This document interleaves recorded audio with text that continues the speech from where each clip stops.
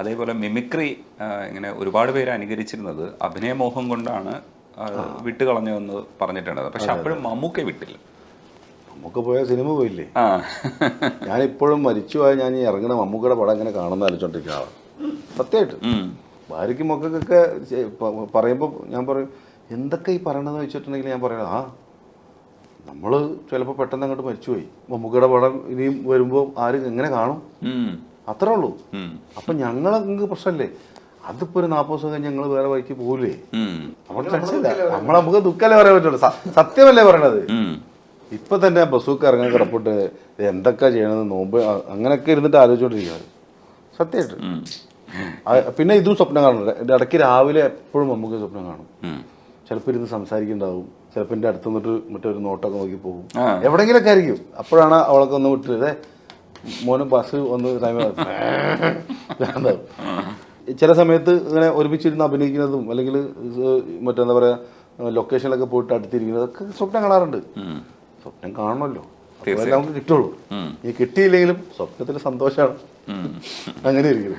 ആദ്യം ഞാൻ ഈ സംഭവം ചെയ്തത് മമ്മൂക്ക അഭിനയിച്ചിട്ടുള്ള മുഴുവൻ പടങ്ങളുടെയും ലിസ്റ്റ് എടുത്തിട്ട് അതിൽ നിന്ന് ഫിൽട്ടർ ചെയ്തിട്ട് മമ്മൂക്ക ഏറ്റവും ടോപ്പസ്റ്റ് പിന്നെ സെൻറ്റിമെൻറ്റ്സിലേക്ക് പോയിരിക്കുന്ന പടങ്ങളെ ഷോർട്ട് ചെയ്തിട്ടാണ് ഞാനൊരു 25 പടം എടുത്തിരിക്കുന്നത്. ഈ 25 പടത്തിൽ മമ്മൂക്ക കരയണതും തൊണ്ടയിടണതും ഉണ്ട്, ഭയങ്കരമായിട്ട് തൊണ്ടയിടണതും കരയണതും ഉണ്ട്. അതല്ലാത്ത കുറേ പടങ്ങളുണ്ട്, പക്ഷെ അതിലൊന്നും ഇത്രയും എന്താ പറയുക അത്ര സീൻസുകളില്ല. പറഞ്ഞു പോകുന്ന സംസാരിച്ച് പോകുന്നതേ ഉള്ളൂ, കരയുന്നതോ തൊണ്ടയിടുന്ന സാധനങ്ങളില്ല. അപ്പോൾ ഞാൻ മറ്റതിനാണ് കൂടുതൽ പ്രയോറിറ്റി കൊടുത്തുകൊണ്ട് ഇത് ഞാൻ പഠിച്ചിട്ടില്ല. തനിയാവർത്തനം പറയാം ഡയലോഗ്. തനിയാവർത്തനം മുകേഷ് പറയുന്ന ഡയലോഗ് ഉണ്ടല്ലോ, നമ്മുടെ മോളല്ലേ, നന്നായി ഭ്രാന്തനായിട്ടും വേണ്ട, നന്നായി ഗോപി, ഞാനും എന്തും കുട്ടികളും ഇവിടെ നിന്ന് കൊണ്ടെങ്കിലും പോയിക്കോളാം, അല്ലെങ്കിൽ എല്ലാവരും കൂടി ചേർന്ന് തന്നെ ശ്രീധരമാമയുടെ മുറിയിൽ ചങ്ങലക്കിട്ട് പൂട്ടും സാധനം. കുറച്ചുകൂടെ ഉണ്ട് തോന്നുന്നില്ലേ, വിഷ്വൽ കാണുമ്പോഴേ ലിപ്പ് കുറച്ചുകൂടെ ഈ സ്പോട്ട് ചെയ്തേ. അതൊരു അസാധ്യ സിനിമയാണ്. മൃഗയിലെ വാറുണ്ണി വേറെ ടോണിലാണ് അദ്ദേഹം ചെയ്തിരിക്കുന്നത്. അച്ചോ എനിക്കൊന്ന് കുമ്പസരിക്കണം, ഒരു തുള്ളി ഞാൻ കുടിച്ചിട്ടില്ല അച്ഛോ, നേരെ വെളുക്കം കാത്ത ഞാൻ ചങ്കു കൊട്ടി ചത്തു ഉള്ളിൽ കിടന്നിങ്ങനെ തിങ്ങുക. സൂര്യമാനസത്തില് അതിന്റെ വേറൊരു പോർഷൻ അങ്ങനെ പിടിച്ച് മുട്ടെന്ന് വിളിക്കലാമേ. ടോൺ വൈസ് കറക്റ്റാ, പക്ഷെ അപ്പൊ പല്ല് വരുമ്പോഴാണ് വേറെ ടോണാണ്. പിന്നെ പുള്ളി ചെയ്യുന്ന പോലെ നമുക്ക് ചെയ്യാൻ പറ്റില്ലല്ലോ, ചെറിയ അങ്ങനെ പറയില്ല അമ്മേ. അതിൽ പക്ഷെ കരയണ ഭാഗങ്ങൾ കുറവാ, അമ്മയാണ് ശരിക്കും അതിൽ സെന്റ് അടിക്കുന്നത്. എനിക്ക് നിന്നെ കാണണ്ട പോകുന്നു, ഇതിൽ ഈ ഒരു ടോണും പോലെ പോകണുള്ളൂ. എന്താ ജോൺസാ കള്ളില്ലേ കല്ലുമക്കായില്ലേ അങ്ങനത്തെ ഒക്കെ നോക്കി വെച്ചിട്ടുണ്ട്. ബാക്കി പിന്നെ മൂപ്പര് എനിക്ക് വേറൊരു കാര്യം, മൂപ്പ് ഭയങ്കര പാട്ടിന് ഇഷ്ടമുള്ള ആളാണല്ലോ, അതുകൊണ്ട് എന്തെങ്കിലുമൊക്കെ ഇങ്ങനെ പരിചയമൊക്കെ ആകുമ്പോൾ കുറേ പാട്ട് പാടി കൊടുക്കാമല്ലോ. കല്യാണത്തേനില കുറേ പാട്ട് പാടി കൊടുക്കാം, എന്നാലും വിടൂല, മമ്മൂക്കനെ വിടൂല. ഭാര്യ സിംഗറാണല്ലോ. അതെ, അതും റിയാലിറ്റി ഷോയിൽ പങ്കെടുത്തിട്ടുണ്ട്. ഗന്ധർവ സംഗീതം ഫസ്റ്റ് വിന്നറാണ്. ദാസേട്ടൻ്റെ കയ്യിൽ നിന്നൊക്കെ അവാർഡ് മേടിച്ചിട്ടുള്ള ഒരാളാണ്. ഓമനക്കുട്ടി ടീച്ചറുടെ ഒക്കെ ശിഷ്യയാണ്.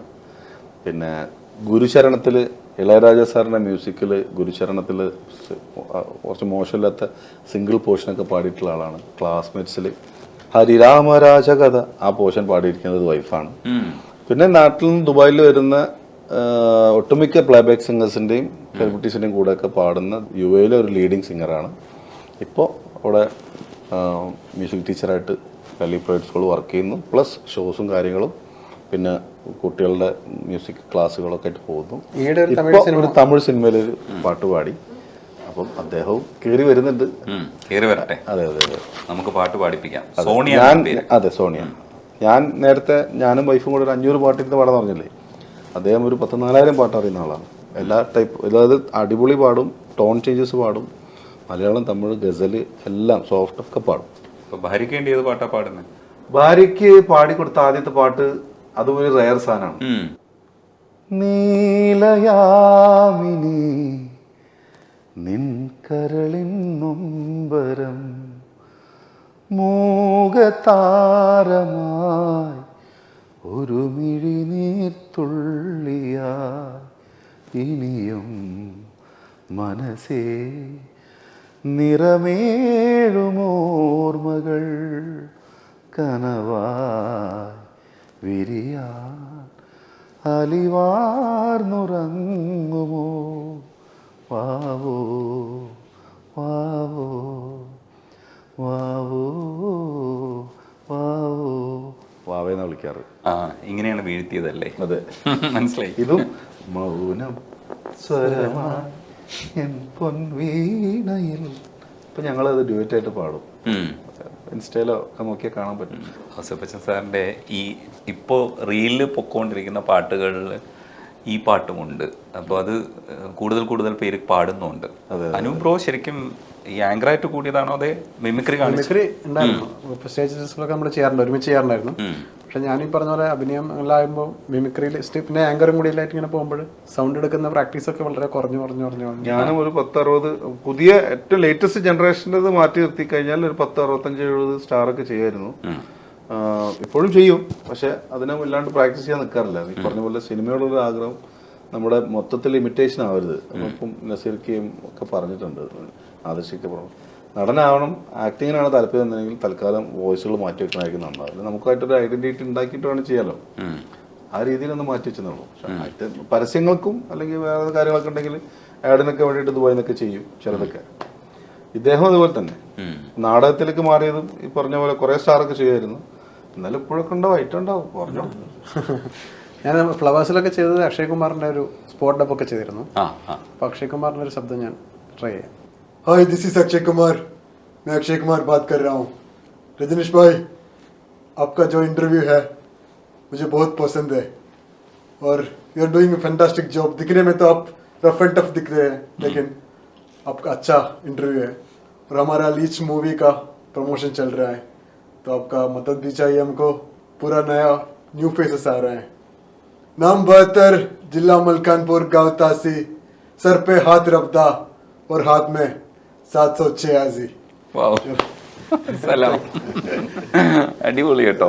ഇവിടുന്ന് ഇത്രയും ബാസ് വരുന്നത് ഇതിവിടെ ഓൾറെഡി ഉള്ളതാ, നിങ്ങളുടെ ഇല്ലാത്ത. പണ്ട് നമ്മൾ ലാലിനൊക്കെ ചെയ്യാറുണ്ടായിരുന്നു. അതിൻ്റെ അകത്തുള്ള നമ്മുടെ സിദ്ദിഖ് ലാലിന്റെ ശബ്ദം ഏകദേശം ഇങ്ങനെ നിൽക്കും. അക്ഷയ് കുമാറിന്റെ ടോണുമായിട്ടൊക്കെ കുറച്ച് എങ്കുമുടുങ്ങാത്ത ജീവിതാസക്തികൾ തൂങ്ങി മരിച്ച വഴിയമ്പലങ്ങളിൽ നാം തേടി നടന്നത് സൗഖ്യമോ മൃത്യുവോ. പഞ്ചാബി ഹൗസിലൊക്കെ മറ്റേ നമ്മളെ കൊച്ചിൻ നിഫേറ്റൊക്കെ ഇവിടെ എത്ര കാലമായിട്ട് അറിയാം, ഒരു 10-30 വർഷമായിട്ട് അറിയാം. ഇവിടെ എത്ര വയസ്സുണ്ട്, ഒരു 10-22 വയസ്സ്, അതിൽ കൂടുതല. കടക്കൊന്നും ശരിയല്ലല്ലോ കേറാ, പേടിച്ചിട്ടാണ് സത്യമായിട്ട് പേടിച്ചിട്ടാണ്. അതൊക്കെ പണ്ടത്തെ. ഇപ്പൊ മാറി വന്നല്ലോ കുറെ മിമിക്രി. അപ്പം ഇപ്പൊ അത് ചെയ്യുന്നില്ലല്ലേ, പ്രാക്ടീസ് കുറവാ, വളരെ കുറഞ്ഞു. ഇടയ്ക്കൊക്കെ ഉപയോഗിക്കും. അതെ അതെ അതെ. കാരണം ഈ മനുഷ്യനിപ്പോൾ എക്സിസ്റ്റ് ചെയ്യുന്നത് ഇതിനെ നിരന്തരമായിട്ട് പരിഷ്കരിച്ചുകൊണ്ടിരിക്കുന്നുണ്ട്. ഇപ്പം ഡെപ്സി മേഡനെയൊക്കെ നോക്കിക്കൊണ്ടിരിക്കുന്ന ഒരു അവസ്ഥ. പക്ഷെ പുതിയ സ്റ്റാർസ് ഒരു 10-75 ആൾ എൻ്റെ വർക്ക്ഷോപ്പിലാണ്. പുതിയ സാധനം ഗൗതമേനോൻ സാറ് മറ്റതും ബിനിപ്പപ്പും കുറേയൊക്കെ ആയിട്ട് കുറേ സാധനങ്ങൾ വർക്ക്ഷോപ്പിലാണ്. അവനെ കേൾപ്പിച്ചു കൊടുത്തിട്ടുണ്ട്, അറിയാം. അതൊന്ന് പെർഫെക്റ്റ് ആയിട്ട് പുറത്തേക്ക് ഇറങ്ങും. അതുവരെ നമുക്ക് എന്തെങ്കിലുമൊക്കെ ചെയ്യട്ടെ. അതടിപൊളിയാണ്. ഈ ലീച്ചിൽ അഭിനയിച്ചു കഴിഞ്ഞ് പടം കാണുന്ന സമയത്ത് എന്താണ് ശരിക്കും ഫീല് തോന്നിയത്? അതേപോലെ ഒരു പ്രൗഡ് മൊമെന്റ്, ഞാനിതൊക്കെ ചെയ്തോ. ഭയങ്കര സന്തോഷമായിരുന്നു. കുറേ സമയം സ്ക്രീൻ സ്പേസിലുള്ളപ്പോ ഒരു സ്ക്രീൻ സ്പേസ് മാത്രമല്ല, നമുക്കൊരു ക്യാരക്ടറിനൊരു പേര്. പിന്നെ ഈ പടത്തില് റിവീൽ ചെയ്യുന്നില്ല, പക്ഷെ ഞാൻ വഴിയാണ് പടത്തിൽ എല്ലാം സംഭവിക്കുന്നത്. അപ്പൊ ഒരു മെയിൻ ക്യാരക്ടറാണ്, പടത്തിന് ഒരു പേരുണ്ട്, എനിക്കൊരു പേരുണ്ട്, അങ്ങനെ ഒരു പേരിട്ടിട്ട് ആദ്യത്തെ ക്യാരക്ടർ. ഡയലോഗ്സ് വളരെ കുറവാണ്, 2 പേജ് ത്രൂ ഔട്ട് പടത്തിലുള്ളൂ ഡയലോഗ്സ്. ബാക്കിയൊക്കെ മൈനോട്ട് ആക്ടിങ്ങിലൂടെയും നോട്ടത്തിലൂടെയും എക്സ്പ്രഷൻസും അതൊക്കെയാണ് യൂസ് ചെയ്യാൻ പറ്റുന്നത്. നമ്മളിപ്പം ഡയലോഗ് ഇല്ലാണ്ട് ഒരാളെ നിൽക്കുക എന്ന് പറയുന്നതിനാണല്ലോ ഏറ്റവും വലിയ ബുദ്ധിമുട്ടുള്ളത്. അപ്പൊ അങ്ങനെയുള്ള വെല്ലുവിളികൾ തന്നെയാണ് പുതിയ ആൾക്കാർക്കല്ല, നമ്മൾ എനിക്കായാലും അദ്ദേഹത്തിനായാലും എല്ലാവർക്കും ഉള്ളത്. അപ്പൊ അതൊരു എല്ലാം നോട്ടീസ് ചെയ്യുന്ന ഒരു ആക്ടിങ് ആയിരിക്കും മാറുന്നുള്ള പ്രതീക്ഷയിലാണ് നമ്മൾ എല്ലാവരും ഉള്ളത്. ഒരു വേൾഡ് വൈഡ് ഒരു വിഷൻ ഉണ്ടല്ലേ അതിനകത്ത്, അതുകൊണ്ടായിരിക്കും ഭാഷ ഒഴിവാക്കിയത്. ഒരു ഇന്റർവെല്ലിന് ശേഷം പിന്നെ ഫൈറ്റ് മാത്രമേ ഉള്ളൂ, ഡയലോഗ് എന്ന് പറഞ്ഞ സാധനമില്ല. അടിപൊളി. അപ്പൊ ലീച്ച് നന്നായിട്ട് റീച്ച് ആവട്ടെ. റീച്ച് ആവാൻ വേണ്ടിട്ട് ഒരു പാട്ടോ എന്തെങ്കിലും ഒരു പെർഫോമൻസും കൂടെ പിന്നെ പിന്നെ ഒന്നും പറയാതെ ഞാൻ പാടുന്നു. അതെ അതെ. പിന്നെ എന്നോടൊന്നും പറയാതെ പകൽ പക്ഷി സ്വയം പറന്നെങ്ങോ പോയി കടലാഴങ്ങളിൽ ഒരു തൂവലുമാ അകലെ നിൽപ്പോ ജലമൗനം പിന്നെ പിന്നെ എന്നോടൊന്നും പറയാതെ പകൽ പക്ഷി സ്വയം പറന്നെങ്ങോ പോയി. അടുത്തത് കേട്ടെ, മുടി പാടിക്കട്ടെ. മുടിമാടിക്കെട്ടാൻ പോലും അറിയാത്ത കാലം നിന്നെ ഒരു കോടി സ്നേഹത്താൽ ഞാൻ ഉമ്മ വച്ചു. തണലായി നീ നിൽക്കുമ്പോൾ തണലായി ഞാൻ നിന്നു ചാരി എരിവേനൽ കാറ്റിൽ നിന്നും കാത്തുവച്ചു. മൊഴിയറിയാ മക്കൾ വെറുതെ വളരേണ്ടെന്നാദ്യം തോന്നി, വളർന്നാലും എന്നും നീയൻ കുരുന്നു തന്നെ. നിന്നെ നിലാവു കൊണ്ടു താരാട്ടാം പിന്നെ പിന്നെ പിന്നെ പിന്നെ എന്നോടൊന്നും പറയാതെ പകൽ പക്ഷി സ്വയം പറന്നെങ്ങോ പോയി.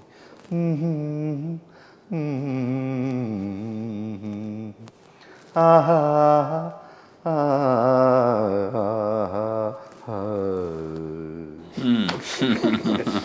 അപ്പോൾ നിങ്ങളുടെ ലീച്ചും നന്നായി പറക്കട്ടെ, നല്ല റീച്ചിലേക്ക് എത്തട്ടെ. എല്ലാവരും തിയേറ്ററിൽ പോയി പടം കാണണം. കാരണം ഈ ചില സംരംഭങ്ങളെ നമ്മൾ വിജയിപ്പിക്കേണ്ടതുണ്ട് എന്നുള്ളത് നമ്മൾ അടുത്ത കാലത്ത് കണ്ട ചില സിനിമകൾ കാണുമ്പോൾ നമുക്ക് മനസ്സിലായിട്ടുണ്ട്. ഇതിവിടെ നിന്ന് നിൽക്കേണ്ട സിനിമയല്ല എന്ന് മനസ്സിലായിട്ടുണ്ട്. അതൊക്കെ അങ്ങനെ പറഞ്ഞിട്ടുണ്ട്. ഇതും അങ്ങനെ പറക്കട്ടെ. തീർച്ചയായിട്ടും. അപ്പോൾ നിങ്ങളുടെ ബുക്ക് ഓഫ് സിനിമയിലെ ആദ്യത്തെ സിനിമ പോലെ ഒരുപാട് പടങ്ങൾ ആ ബുക്കിൽ നിറയട്ടെ. സന്തോഷം. Thank you. Thank you.